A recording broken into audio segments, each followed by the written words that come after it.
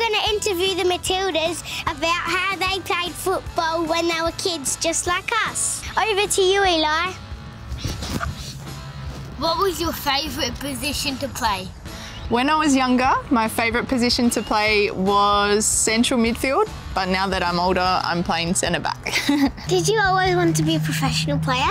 I think from the age of 9, I wanted to be a professional player. That's when I knew I could play for my country. What's your favourite thing of being a Matilda?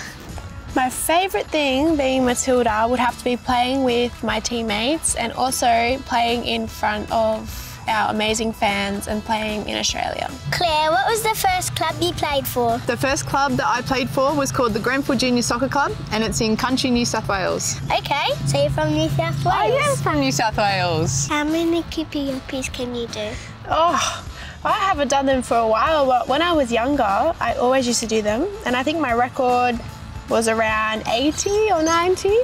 But yeah. What was your memories of your first coach? My first coach, her name was Emily. A girl? Yeah, a girl coach, and she was amazing. I remember enjoying myself a lot. How many football games have you played in your life? It would be a lot. I started playing when I was 6 years old, so and I'm 22 now, so a lot of games. Who was your best supporter when you were a kid?